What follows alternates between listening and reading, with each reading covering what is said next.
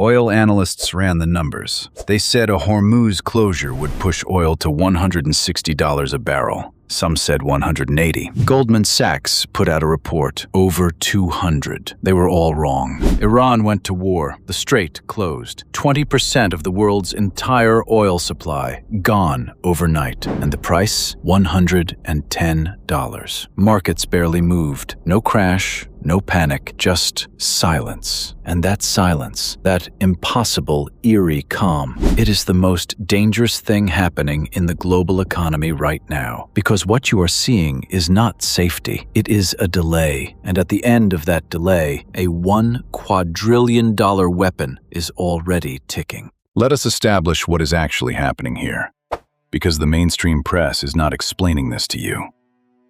The Strait of Hormuz is a 33-kilometer corridor between Iran and Oman.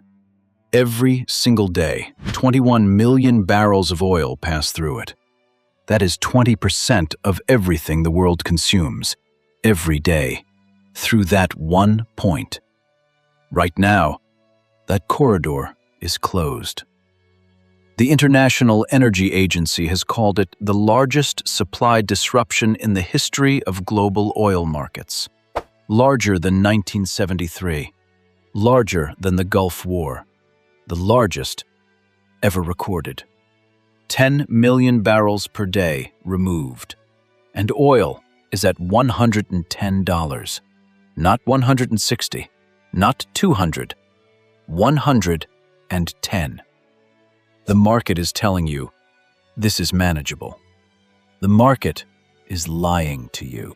Here's what this actually looks like on the ground in America today.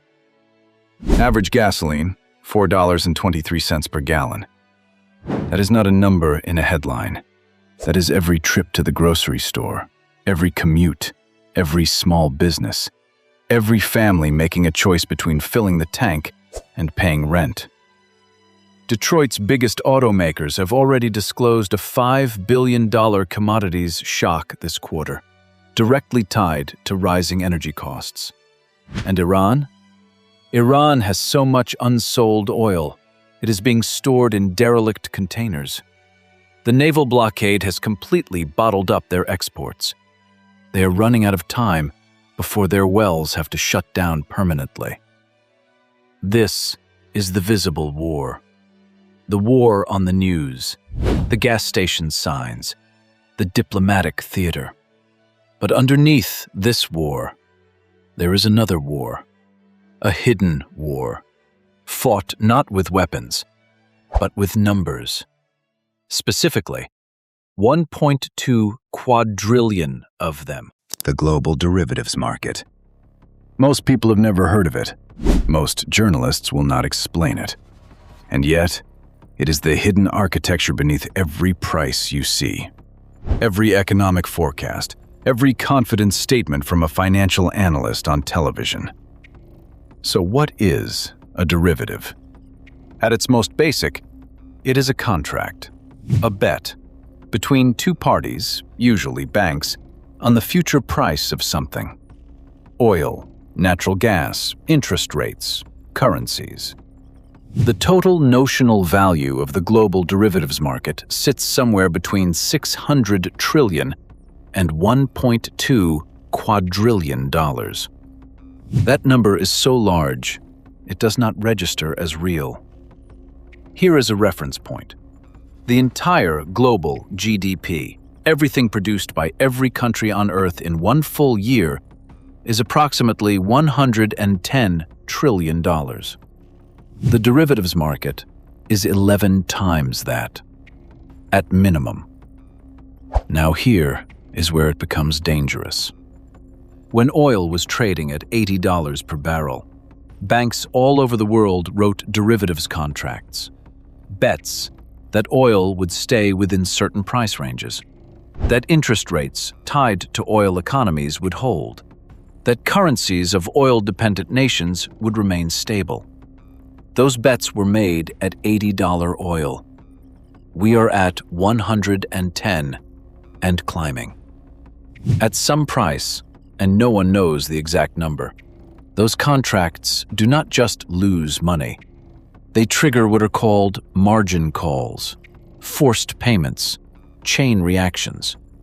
One bank cannot pay. That triggers another bank's margin call, which triggers another, which triggers another. This is not a theory.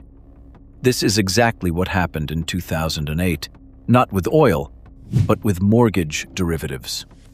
Bear Stearns collapsed in 72 hours. Lehman Brothers, gone in a weekend. A major insurance firm needed $182 billion in emergency government funding just to stop the entire system from vaporizing. The architecture today is structurally identical. The trigger is simply different. So why is it not blown up yet? This is the Hormuz Paradox. The question thousands of people are asking right now, on trading desks, on financial forums, in boardrooms. The answer is simple. The market is betting this ends, that a deal gets made, that someone blinks. Futures traders are not pricing in a long war. They are pricing in a short one. But here is what futures traders cannot price: stubbornness, ideology, desperation. Iran has almost nothing left to lose. Its economy was already collapsing before the first shot was fired. Every additional week this continues. More derivatives contracts move deeper into the red. In risk management, there is a concept called a nonlinear event, a point where losses do not scale gradually. They jump exponentially, unpredictably. We have seen this pattern before. In 2008, the markets were calm, then they were not. March 2020, calm, then free fall in 72 hours. The calm before the non-linear event always looks exactly like this. And there is one more mechanism accelerating the clock: demand destruction. When oil prices stay elevated long enough, consumers stop consuming. Businesses cut, airlines reduce flights, factories slow output. The thing that eventually breaks the price also breaks the economy that depended on it. The derivatives bomb does not need the war to escalate to detonate. It just needs this crisis to last longer than the models predicted. And models, as they always do, predicted optimism. Your money in the bank is not as safe as the number on your screen suggests. It is backed by institutions that are, right now, holding financial contracts they cannot fully honor if this situation escalates further. There are 3 numbers you need to watch. First, oil price. If it breaks $130 per barrel, the derivative models break. Banks begin forced position coverage. Markets begin to move violently. Second, the Strait of Hormuz. Any escalation, a tanker sunk, a refinery struck, changes everything within 48 hours, not weeks, hours. Third, derivatives exposure disclosures, buried in quarterly filings. One major bank alone holds over $60 trillion in derivative contracts. These numbers are public. They are real.